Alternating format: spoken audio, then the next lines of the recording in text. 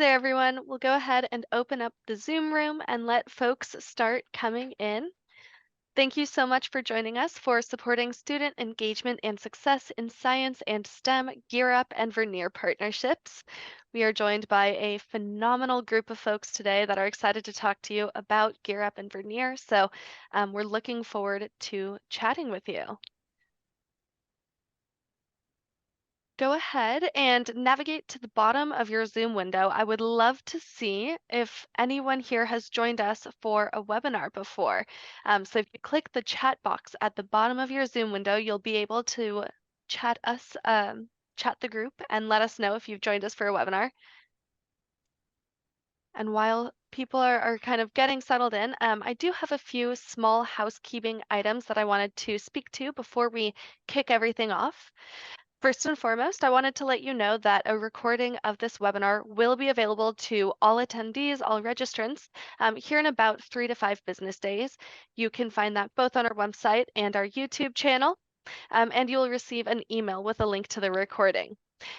We are going to have a Q&A portion of the conversation today, and we want to answer all of your questions. So please use that chat box to ask us your questions. Like I said, you just go ahead, navigate to the bottom of the Zoom window, you click that chat box and make sure that your question is being typed to everyone, and we'll address all of your questions at the end of the conversation. Two more items. We will be conducting a short survey at the end of the webinar. I'll go ahead and just drop a link to that survey in the chat box, so keep an eye out for that. And as you know from our emails, every attendee is going to walk away with a t-shirt as modeled by Noose and myself. It says, Vernier loves Gear Up, which is 100% true. And so I'll go ahead and get you the information that you need so that you can receive your shirt. We are so excited to send it to you. And as attendees of this webinar, one of you will walk away with a $250 gift certificate to Vernier Technologies. So that is super exciting. And again, we will draw the winners at the end of the webinar. Before we go any further, I wanted to tell you a little bit about who we are. Vernier Science Education has been working with and for science educators for over 40 years. Our mission is to build a more STEM literate society where students can solve complex problems, they can contribute to their communities, drive innovation, and of course, participate in civil society. We are so thrilled to talk with you today and, like I said, answer your questions. So please let us know what we can do to build this relationship, and I am looking forward to chatting with you all soon. With that, I will pass you off to Olga, who will kind of guide the conversation from here. Thank you very much, Dylan. My name is Olga Vargas, and I'm the Chief Marketing Officer at Vernier Science Education. I am here with some really good friends, and let me get started with Sylvia Escobar. Sylvia is at Gear Up in South Texas, and we have been partnering with her for a long time right now, and working with her teachers and the science department in making sure that the students and the teachers know how to use the Vernier technology. I am also accompanied by Linda Antinone. Linda Antinone has been an educator, an Einstein Fellow, and she has all of the accolades of a teacher, and she is a coach and a trainer on the technology and math and in science. And then I am here with Nüsret Hisim. He works at Vernier. He's one of our tech support people. He is an expert in chemistry education and a trainer by none. He has worked very closely with Sylvia and other Gear Ups on behalf of Vernier. Sylvia and Linda and Nus, do you want to say anything else about yourself and the work that you do? So I'll go ahead. I recently moved up to instructional technology coordinator at Region 1 Education Service Center. However, I still deal a lot with STEM education and science education. And so we continue our partnership with Vernier, and we have internal Gear Up grants here. So we deal a lot with Gear Up. And so that's just a natural flow as to what we do. Okay, I've been a classroom teacher for over 30 years in both math and science. And I've been using Vernier like over 30 years also. And so I also work with Texas Instruments. So my goal has been to help math and science teachers both to integrate this kind of technology and data collection into their classrooms. So I try to help math teachers collect data and use all the different families of functions to analyze that data, as well as help science teachers to be able to explore real world phenomena with the technology. And I've been very passionate about it my whole teaching career. My name is Nüsret Hisim. I taught chemistry and physics in Maryland for 34 years. I've known David Vernier since 1984, so I was just doing the math in my head. Boy, that's getting close to 4 decades, pre-internet. So I've been using David's equipment in my classroom ever since I started teaching almost. And in 2016, they needed a chemistry specialist here at the office. And so it worked out to be a great opportunity for me to come out and work directly with teachers all over the world. And I've had the opportunity to write a couple of lab manuals for the company. One's called Food Chemistry Experiments. Another one is called Forensic Science Experiments, Chemistry Experiments particularly. And that's coming out, we hope, in this fall. And I do a lot of training. I've been training Gear Up teachers with University of Texas, Rio Grande for, well, since COVID. And then last year we did 3 sessions right there at the Region 1 building, and it was so much fun. I love working with Sylvia and Angie, and I would do it again in a heartbeat. Thank you, everyone. So today we want to explore how Vernier partners with Gear Up Schools and how it helps schools succeed in engaging students in STEM. We truly appreciate the impact Gear Up has on first-generation college students, and we're here to support you with educators every step of the way. Among the things that we do as part of our partnership with Gear Up are, so we provide technology for data and analysis. So that means hardware and software and other versatile tools for data collection and analysis across all STEM areas, including CTE and AP courses. We also help teachers use the technology with professional development, and we have targeted professional development and ongoing technical assistance to help enhance the teaching skills of all of the teachers and make sure that they are using the technology in the classroom. We have curriculum with many of them, like Nu said, are in the shape of our books and also of our new platform connections and hands-on curriculum materials that make learning exciting. And one of the other things that we are doing is, if you want to write Vernier in a proposal, we have proposal assistant, we have a proposal writer that has been awarded with other Gear Up contracts, so that they can help the science part to write the science part of your Gear Up proposal. And of course, we have in-kind contributions where it extends the STEM programs even further. Throughout the webinar, this is not a large webinar, this is a very small webinar, but we want to encourage open dialogue. So feel free to ask questions, make comments, answer some of the questions that I will ask the panelists, and make sure that you leave here without any questions about how we can partner together to increase success in your science and STEM programs. So I would like to start by asking our panelists about the Gear Up program that they're serving and their role with it. And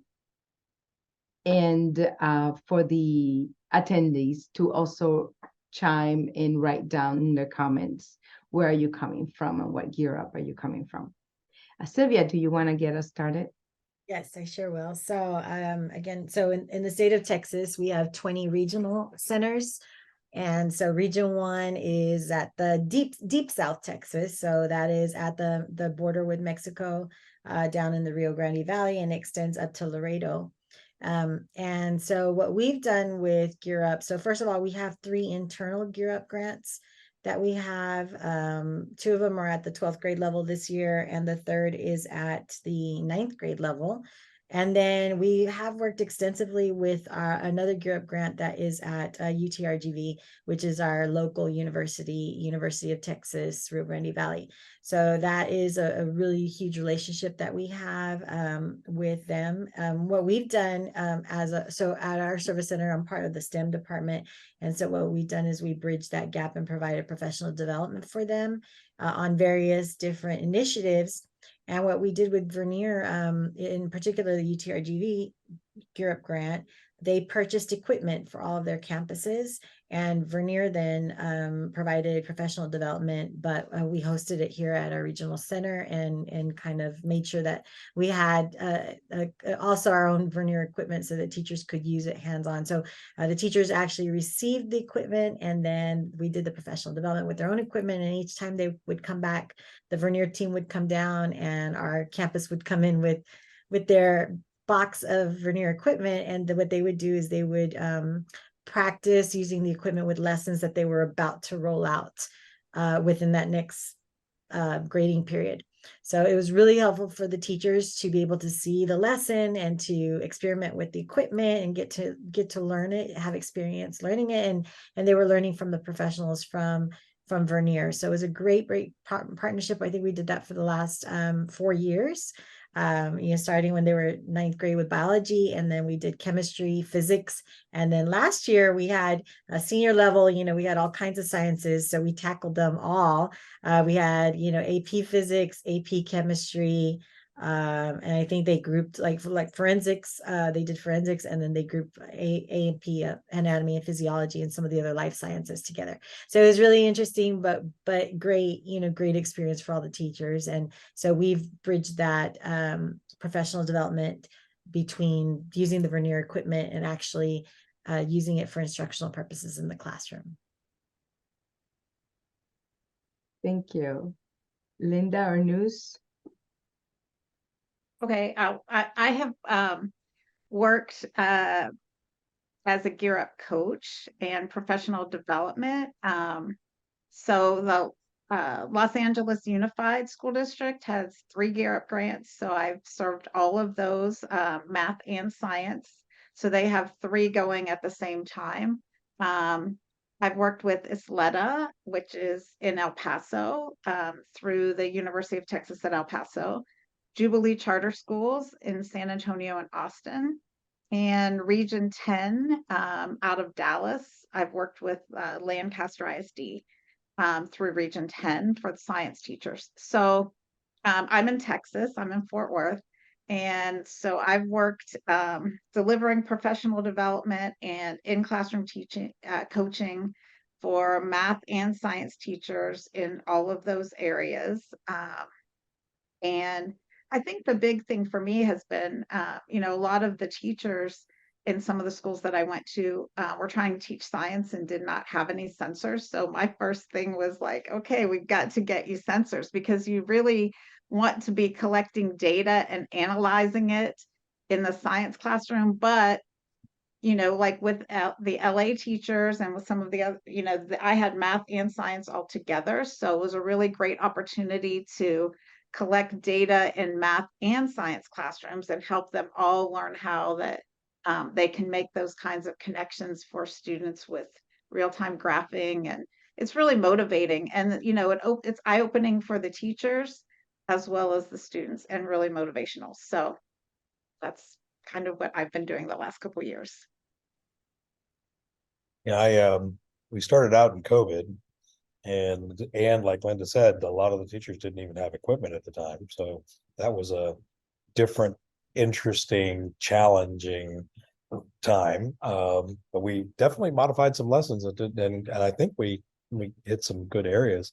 But this last year, the teachers did have their equipment, so that was really nice, because they could touch it and manipulate it themselves. I took a little bit down with me just for some of the folks that, were a little bit short, but most cases, everybody brought their own stuff.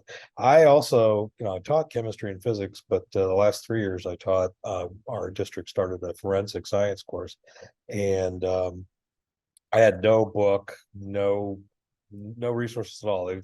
They wanted to teach forensic science but they didn't want to put any money into it. So it was a lot of fun coming up with everything. And so this last year with the Gear Up at Region 1, what we did was for forensics is we used mostly activities from the forensic book that Vernier already has. And the beauty of those is that, when the kid asks you a question about, like when am I ever going to need this? It was kind of fun to be able to tie that into some sort of experiential or phenomena of some type. And so we did all kinds of stuff. We did time of death predictions. We did poison coffee prediction calculations using colorimeters.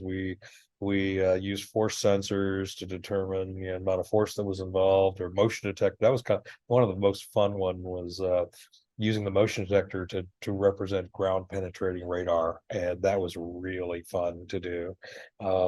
And so yeah, we met 3 times over the course of the year. I think they actually had 4 meetings, but one of them they didn't need Vernier to be there, and so we came down. First time was just, pull your stuff out and plug it in and let's collect some data. And then as we were, providing them with activities, since we have a lot of Vernier has a lot of curriculum, we were encouraging them to take it back to your classroom and try it. And then the next time we would, pick a different set of activities that hit a different area. Another super fun one was, so the story was, tell me to shut up, Olga, if I'm talking too much. Okay. So the story was that the safe in the person's house had a tone lock. So you had to enter the correct sequence of tones in order to unlock the lock. And so what we did was we used a keyboard and we created the tones and measured them with a microphone sensor. And then we measured the frequency and the wavelength and all that fun stuff. And then what we had to do was we had to figure out, what sequence of those would open the lock. So that was such a fun activity. I think the teachers really had a lot of fun with that. And I had a cheap keyboard that I took with me, so I just gave it to one of the teachers. I said, "You're going to do this in your classroom," and I think they did. I think they were pretty excited. So that was my role has been training, straight up training. And when Sylvia or Vanjie say, "Hey, Nus, can you do this?" We just make it work, and it's been super fun doing that. Thank you, Nus.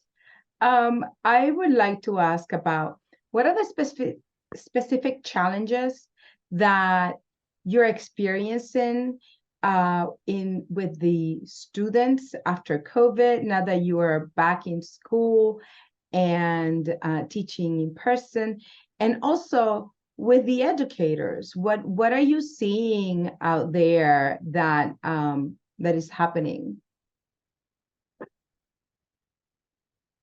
Linda, you want to get started? Sure. So I think one of the things that happened with COVID is, everybody went to, as we needed to, online learning everywhere. And students were doing a lot of simulations and online learning. And so it's been a transition to come back and have students, for the students as well as for the teachers, for the students to be working in groups, collecting data again, having discussions.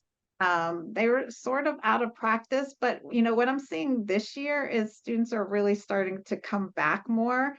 I don't know if I said this, but I do more than training. I do in-classroom coaching where I go into the classrooms, because I think one of the other struggles that the teachers have is time. And sometimes we we do training with people and then we say, okay, go, here's your stuff, go use it. And so I've been able to go into classrooms and actually help them set things up and do a lesson with students so that they can, get that hands-on experience. So I think a lot of those and engagement, a lot of the students kind of haven't been as engaged because, they were just doing things on their own. And so being able to get them to come back to really doing some more serious problem solving and discussion and, getting back into all the things that we used to do, it's been a challenge. But I think they're coming back now. Sylvia? So, some of the same challenges that Linda was talking about during COVID. Yeah, teachers didn't know how to do hands-on instruction virtually. And so they got away from it. STEM education in general took a backseat. I feel like I digressed a little bit, starting to really catch fire a lot of places, but because of COVID, it kind of took a backseat again. And then our districts here in the Rio Grande Valley took a big hit. There was a huge gap that it was present, and especially for those kids that almost lost that year during COVID. So they're still trying to catch up. But I agree with Linda. I think it's starting to come back. We have new standards in Texas coming into play with the new science standards and the new tech application standards. So both of those are going to be implemented in 2024, 2025. And with those come engineering design process, heavy duty technology use. So, we're going to see a resurgence of STEM accountability in the state. And the best way to do STEM is with some great technology tools, and Vernier serves that purpose, especially in the science classroom, using probes, gathering data, doing analysis. And then also with, some of the technology that's coming into play, notably AI, and what a lot of school districts are afraid of it, the way it's going to come in with students. Now is the great time to really show kids how to engage with great tools where they can collect their own data and do their own analysis, something that they can't just look up on a computer, that they actually need to have those skills in order to do. So I'm excited about what is coming up. There has been some challenges, but I feel like it is starting to gain momentum again, and hopefully we'll keep going and hit the spot where we were, before COVID came into play.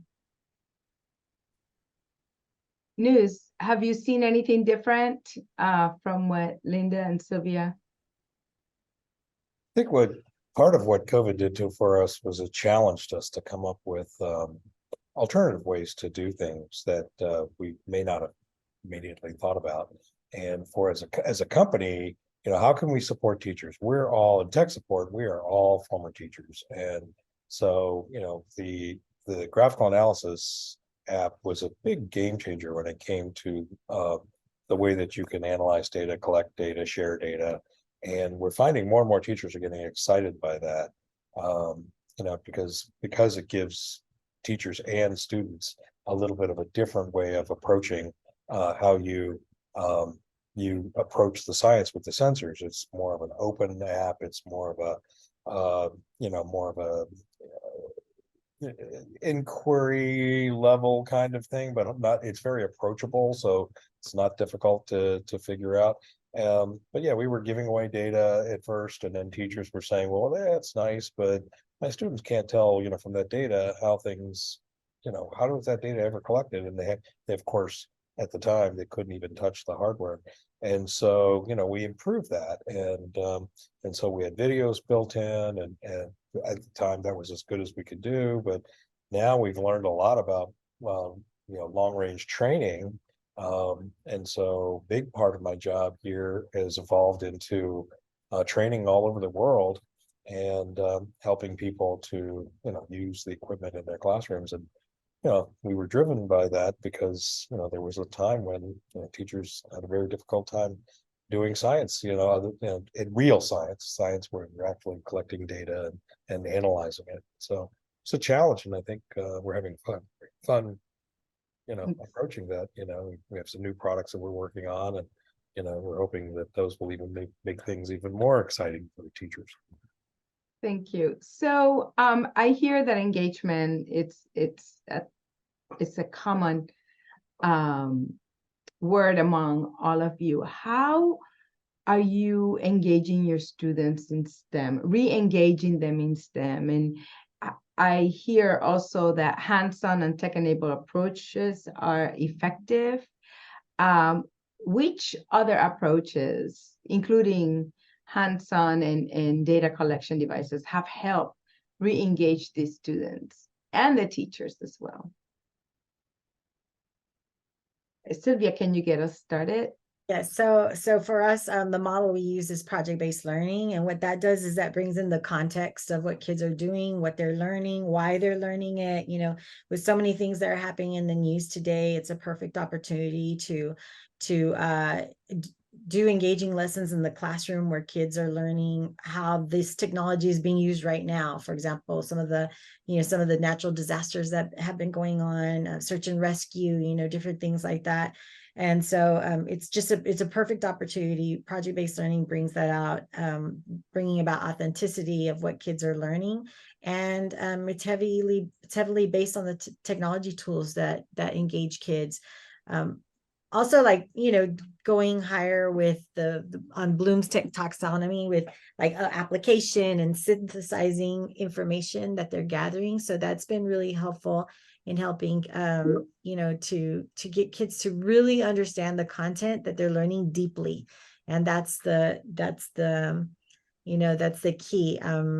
Kids are getting quality education where they're learning the content, and it's not about quantity of what they're learning, and then all of a sudden, before the standardized test, you have to review for 6 weeks again. But the kids are just learning it deeply, especially with that hands-on engagement. It's just really important to use that type of model, because research tells us that kids retain information more by doing. So that's been a great project-based learning has been a really great model in order to help to bring all this about.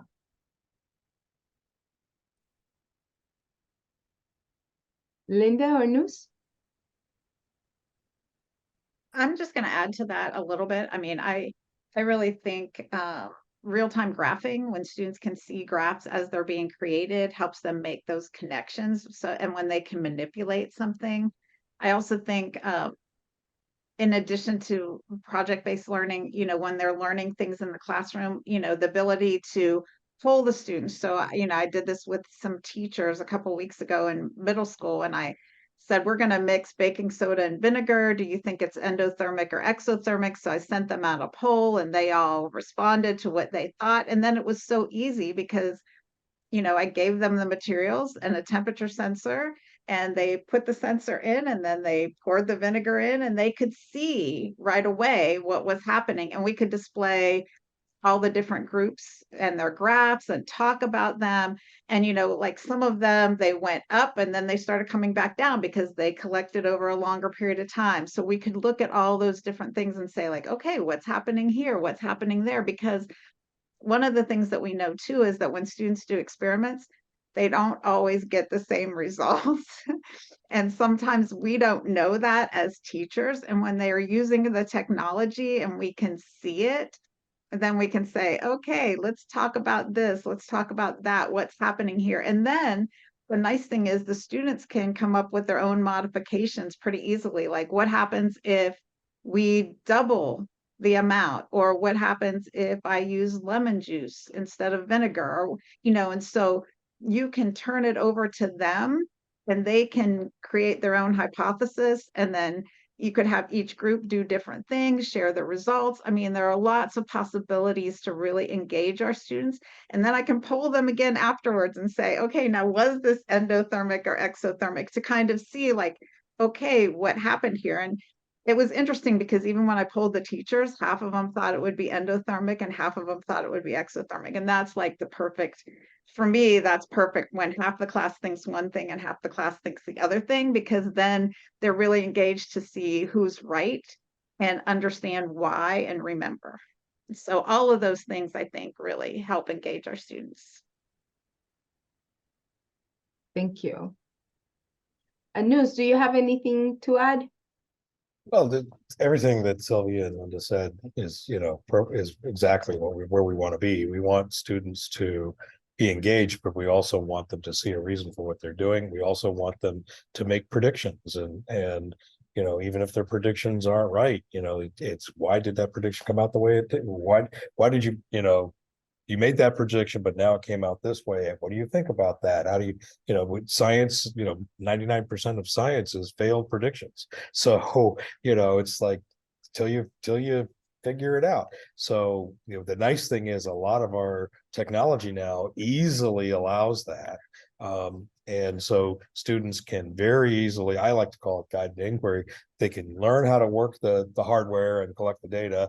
And then once they're comfortable with that, and it's usually pretty quick, they can then look at the phenomena and say, okay, well, what happens, like Linda said, if we double the mass of the reactants, make a prediction, write that down. Maybe it'll go twice as fast. Maybe temperature will change twice as high. Maybe it won't.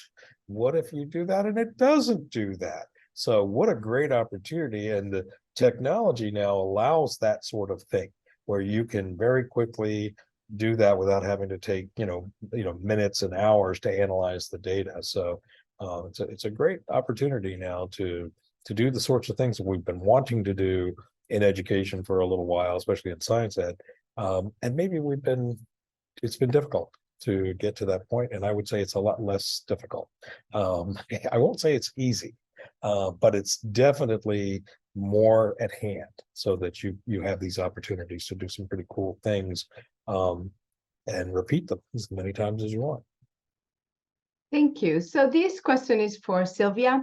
Sylvia, Gear Up programs are so strong because of the partnerships that they forge between schools, colleges, and universities and the private sector and parents. What traits do you look for when you are forming a partnership with a technology company?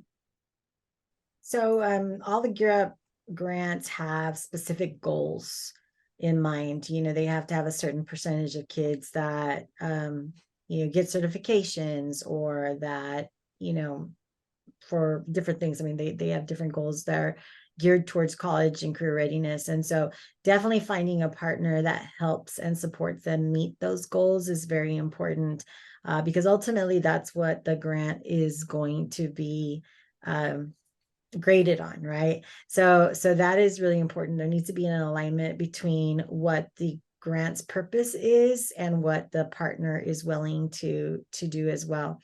The other thing is that Europe grants have a matching fund that's matching that's always necessary with the grant, and most of the time it's one-to-one. So sometimes it's really hard to find a partner that will do that match. With Vernier and UTRGV, it was really, really good because the equipment was purchased for each campus, but Vernier provided all the professional development. They sent their specialists down here to the Valley. They took care of travel. So all of that was considered in kind to match the Gear Up grant. So finding a partner that's willing to do that, because there's not a lot of equipment companies out there that have that matching, provide that matching of funds. So that's really, really important as well. And then just like communication, that's another thing, because you can have a partner and then you try and email them and they just never answer and anything. But again, that's just something that we had so easy with Vernier. We would meet ahead of time with the group and those that were going to present, and they would provide lessons. They would decide on what lessons that they were going to go over, and just the communication was always there to plan, to make sure that everything was in place. And then once they got here, they usually came in the evening before to set up and check out the rooms that we had available. And then we made sure that all the equipment was available for the teachers. So it was a seamless process, and they could concentrate on the professional development and learning of the content and using of the equipment. So all of that for partnerships. Of course, anything that any partners that would deal directly with students, teachers, and parents is something great that also supports Gear Up. They always Gear Up programs always have different conferences where they ask vendors to come in with booths and to show what they're doing, and also they have a lot of parent events also. So all of that is really important with the different partnerships that they're looking for. in a company, a technology company. Thanks. Nus and Linda, you both have been training Gear Up educators for a few years now. What is your approach to engage them and to ensure that they're using the technology in the classroom after the training? Linda, you want to go first?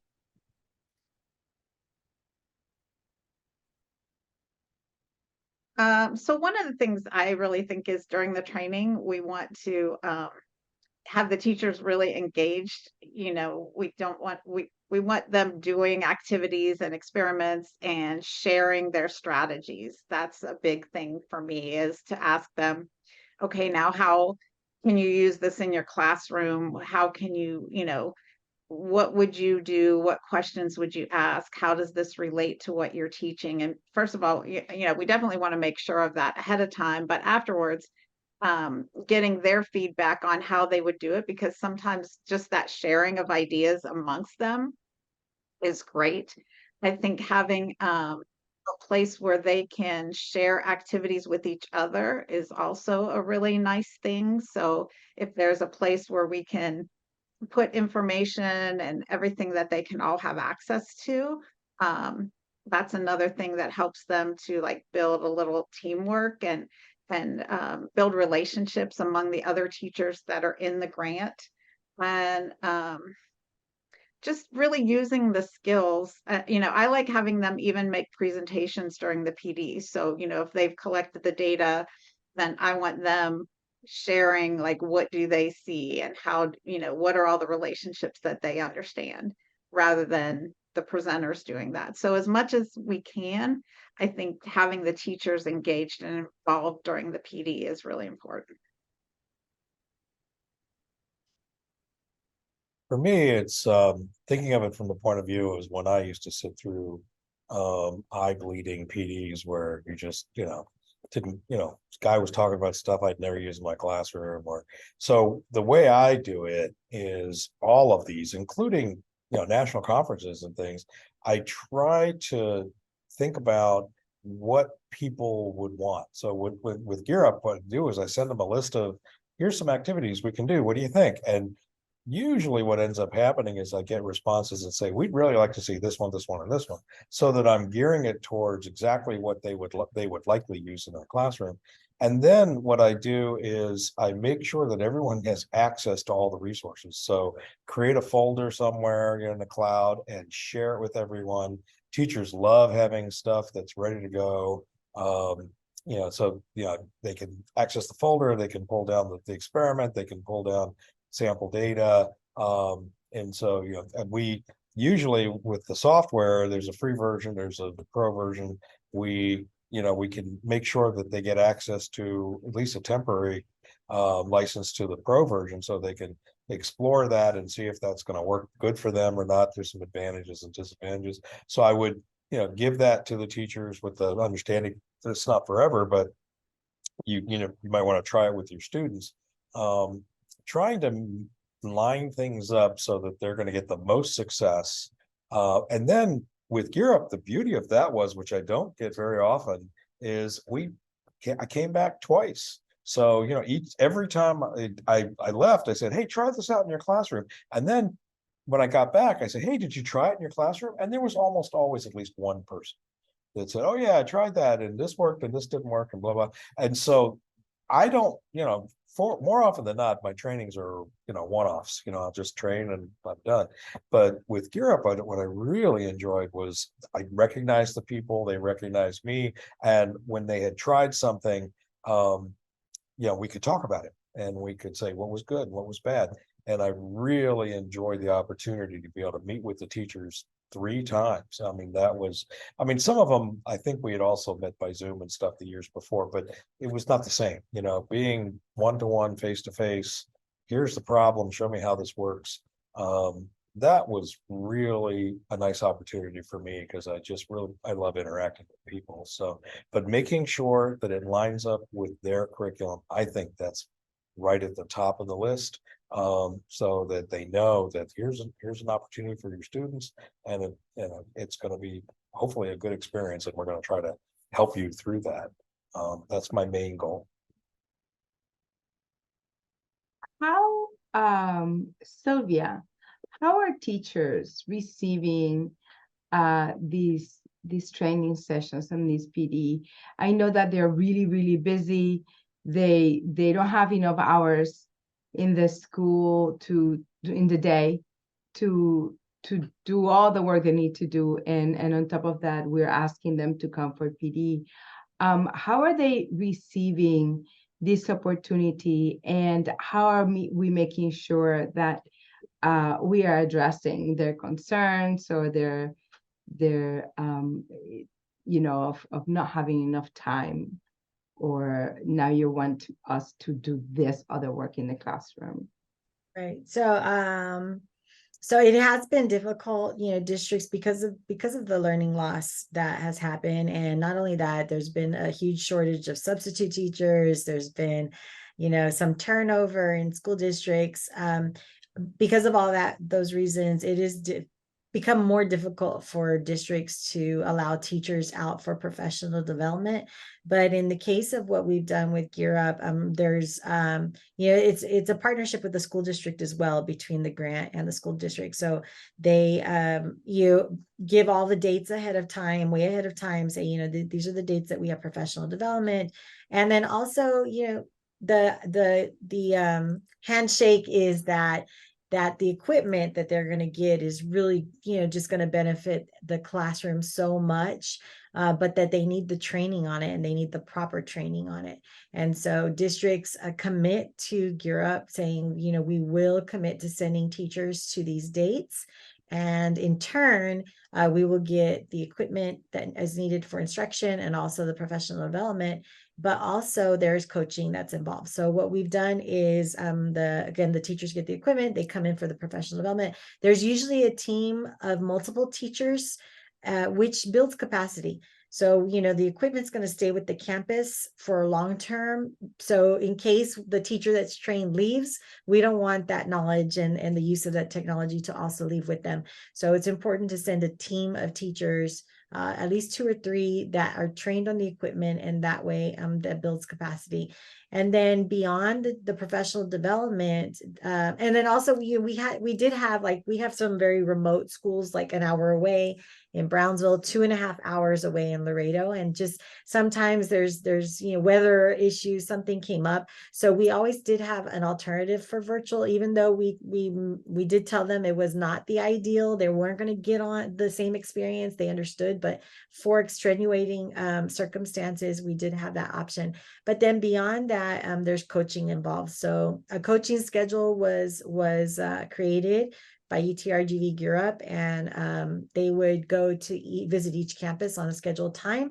They would observe the classroom, see how the kids are using and interacting with the technology, specifically with Vernier.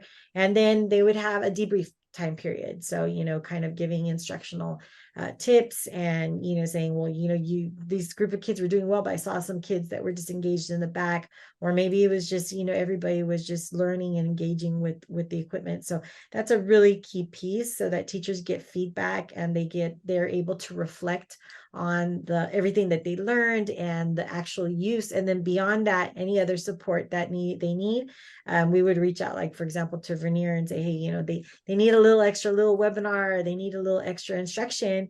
And then that would be provided, going back to the great partnership that UTRGV had with Vernier. So all of that is entailed. There needs to be lots of support for the teachers. We want the teachers to feel comfortable, because otherwise, if they're not comfortable using the technology, then it's going to sit in a closet somewhere. We definitely don't want that. So it's very important to provide the support and make teachers feel very comfortable with what they're doing.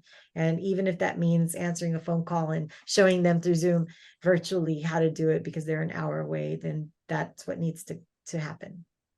Thank you, Sylvia. I want to also ask Linda and News, because I know, for example, that News had this series of office hours, ask me any question, where the first time, I think only one educator came, but then the subsequent times people were coming and asking questions because they were trying to use the technology tell me, Nuz, what are the things that you do, and Linda also, that you do to really engage students and let them know that the training can be on their time and it's fluid.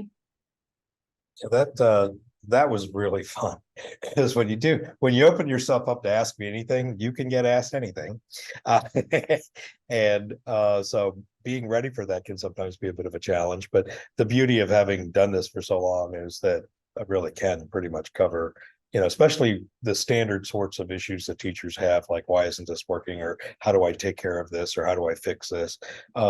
And so that's one of the things that we're known for too, is that if a teacher runs into a problem, with our equipment or with teaching a particular concept, we've been doing it for so long that we have a specialist for everything. So, I'm very commonly helping teachers work out equilibrium expressions, or kinetics, orders of reaction in kinetics, or how to calculate the equivalence point on a titration. And that's just basic science. But the thing about it is that we've been doing it so long that we're happy to do that. And so there's many of our customers and that take advantage of that. And that was happening in the gear up sessions that I was doing too. Was you could tell from the responses that the people were giving that I'm not quite sure I understand where we're going here. And so I wanted them to know that if you run into even issues with the science, that we're happy to walk you through it. I don't like to patronize anyone, but if they're going to ask me a question about a specific science question, particularly one that deals with, say, chemistry or physics, they're going to know that they're going to get an answer, and they can do that anytime they want. I mean, I have some teachers, not necessarily all Europe, that will call me, whenever, and say, I'm trying to do this lesson tomorrow, or I'm trying to do this lesson next week. And the other thing that I try to let people know is it's a very weird company in the sense of warranty. You buy the stuff from Vernier, and so much of it just lasts forever. And if you have an issue with something and you can't figure out, what's going on, if we can't do it together over the phone or Zoom, we'll fix it. But frequently we'll fix it, and frequently we'll fix it for just almost nothing. And so that's the other thing, that you make an investment of time and energy and money into this equipment, and you could end up using it for a really long period of time in your classroom. And I think that's comforting to know that 2 years down the road, this isn't going to go obsolete, and I'm going to have to start over again with some other thing. So anyway, what do you think, Linda? I would say, I think one of the things I've always loved about Vernier is that you can call and talk to somebody, and that doesn't happen everywhere. And I tell teachers that all the time, but I also know that they can, I let them know that they can text me, they can call me, they can email me. And because, like, as Nus said, we're experienced, I also taught 34 years, and I like writing, and am a co-author for Real World Math with Vernier. And so sometimes teachers will say, well, I really want to be able to do this. And I love that, because I say, hey, if you come up with a new idea, I'll help you write an activity. I'll help develop it, because that's fun for me. So, I think that's a nice thing, to be able to develop that relationship with the teachers where they know they can contact us for extra help. But also, if they think like, hey, I've always wanted to be able to do this, I haven't seen it exactly the way I like it. And, the nice thing too about the Vernier activities is you can go in and make them your own. And I like being able to do that too. Like, if I want to adjust it, it's easy to do that. And so all of those things, I think, help teachers to feel like they can do the kinds of things they want to do in their classrooms to help their students. Thank you. In what other ways do you incorporate real world applications and career exploration into the science and math curriculum? Sylvia. So again, for STEM education in general, it's important to have the kids use technology that they may see in a career, or at least as close as you can get them to technology that they're going to use in the career. So the earlier we can get them exposed to using, probeware or using technology tools or 3D printers or whatever's out there, the easier time they're going to have once they do get into a career, because we know that every industry is based on STEM skills, whether it is a STEM job or not. STEM skills in particular are very important. The state's calling them STEM fluency skills now, which are just, kind of a mash of your 21st century skills plus your work soft skills that kids need to know. So all of those can be developed, but also the technology needs to be there. When a student goes into a career, they're going to have to all of a sudden use this fancy equipment. And if they already have some baseline foundational experience with technology and learn, at least knows the basics and what it does, then they're just going to have an easier time. Also, they're going to be more marketable themselves, right? You have a job opening and you have somebody who has technology experience with something like Vernier technology, and again, somebody who doesn't, it's going to be the one who has the technology experience that wins every time. So it's just really beneficial for kids and students.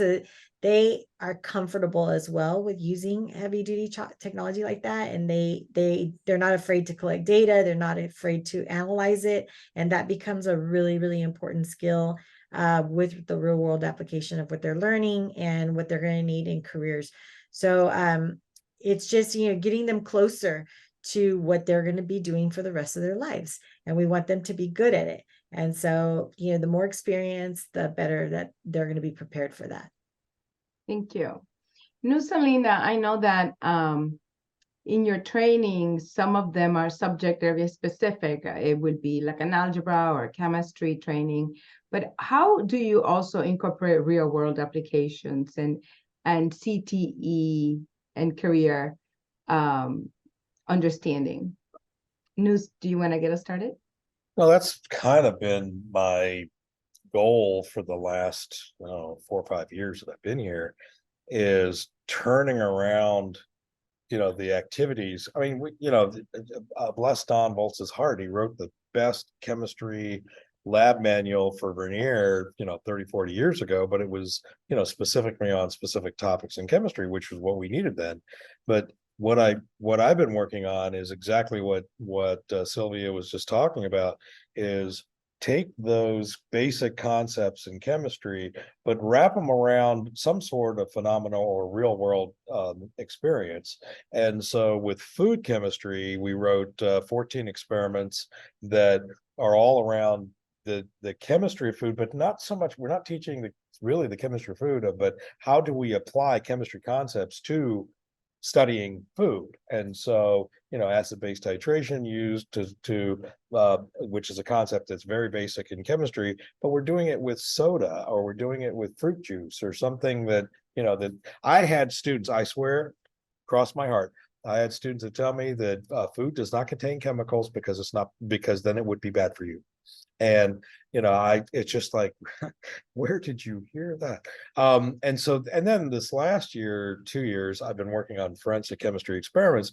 It's the same idea. Take something that's very engaging, or take something that they've seen, whether it's on TV in a CSI show, or whether it's something related to water quality or whatever. I wrote an activity called Drowning Victim, where the person is discovered next to a lake, but when they do an analysis, they discover that the water in their lungs doesn't match the water that's in the lake.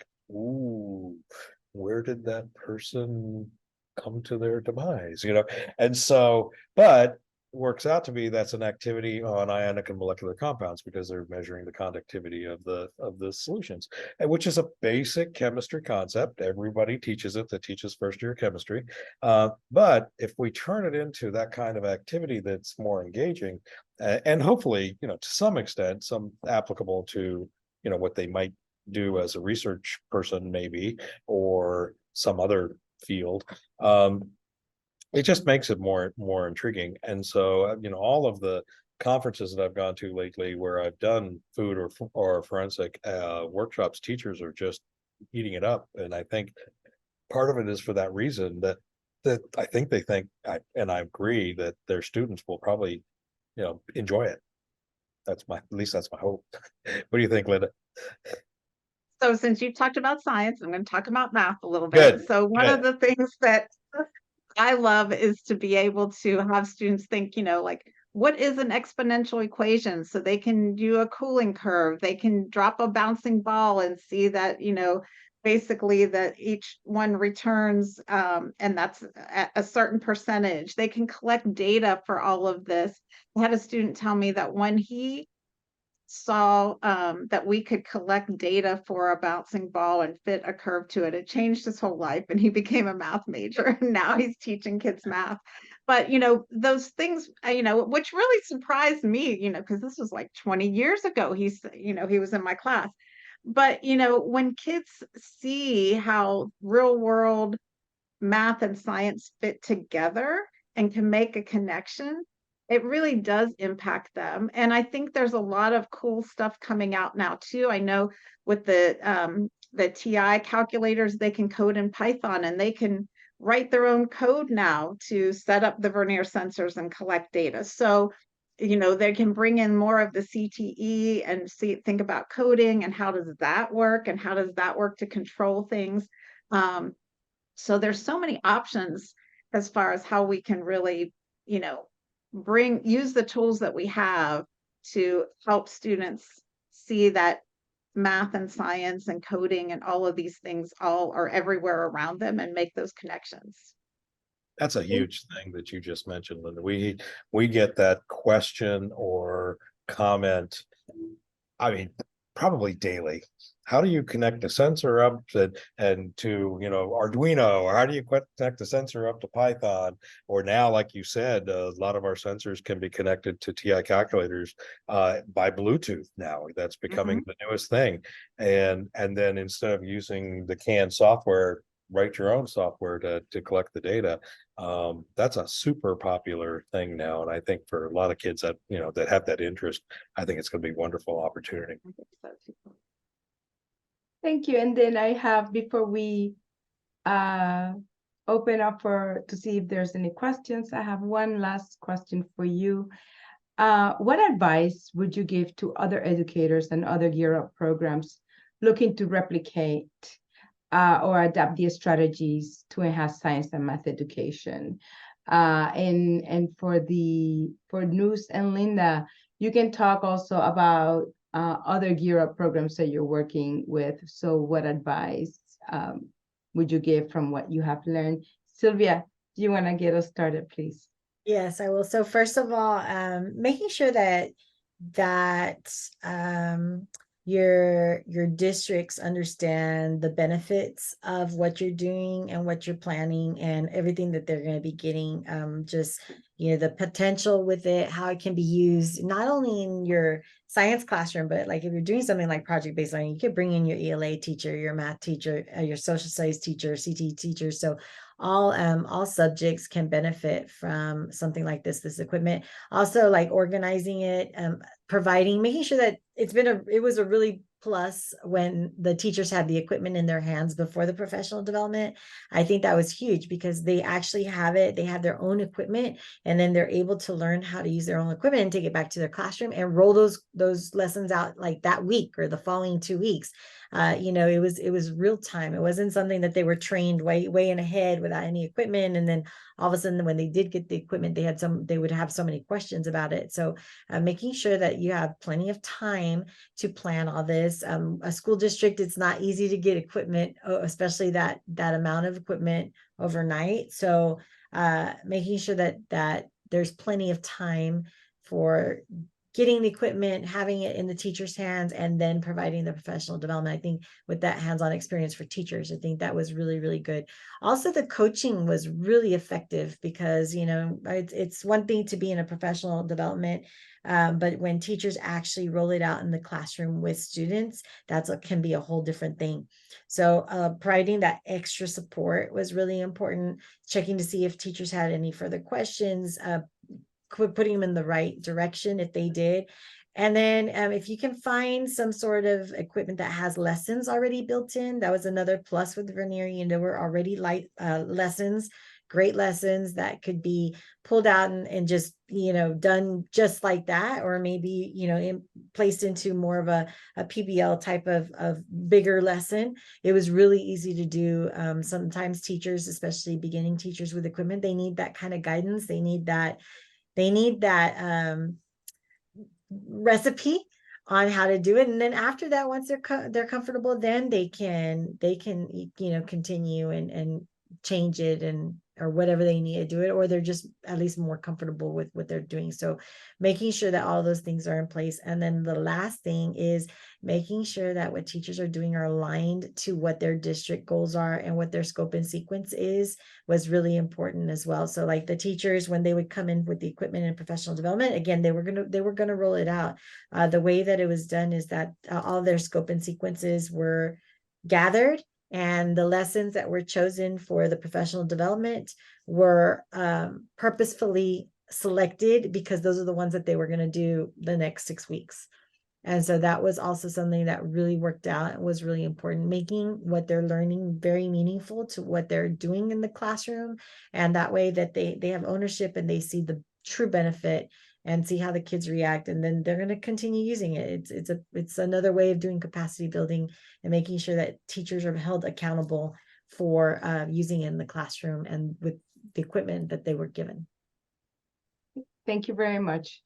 We are very short in time, so Linda and Nuz, do you have any quick nugget to? I'm just going to say, I agree with what Sylvia said about getting the equipment when they do the training. So, because I have gone places where we've done the training and they don't get the equipment for months later, and then they've forgotten how to do a lot of those things. So we still have that support, but it's like you have to go back and make up a lot of ground. Whereas if they walk out and they have it right away, that's a really important thing. And just knowing that they can call somebody and get coaching or help, that's really important too, because as we know with technology, a lot of times something goes wrong and then they want to know, like, and they don't have time to sit there and try to figure out like over and over, like, oh my gosh, I can't figure out what's happening. So it's really nice to have that supportive person that helps them figure it out so they're not frustrated. Thank you. Nuz? I think Sylvia and Linda hit it all, you know, that if they hit the most important topics, have the equipment, align it to your curriculum, you know, and have the time to play around with it. And honestly, if you can repeat, I think that's really good. If you can give teachers an opportunity to try it and then come back and ask questions and extend their knowledge, I think that's a real good thing. So having more than just a one-off training, I think is best if you can do it. Thank you very much. Thank you, everybody. Dylan?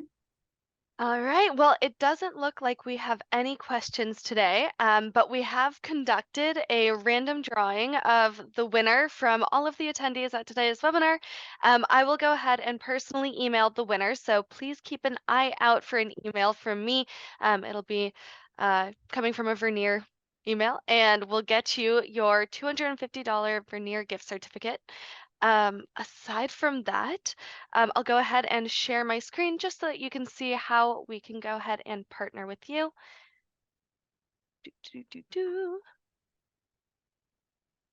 All right. As the slide says, we would love to partner with you. Please contact the wonderful Olga Vargas at ovargas@vernier.com. And thank you all so much for your time. I know it has been a blast for me learning more about all of this today, and I really look forward to hearing from each and every one of you very soon. Thank you very much. Bye, everyone. Bye-bye.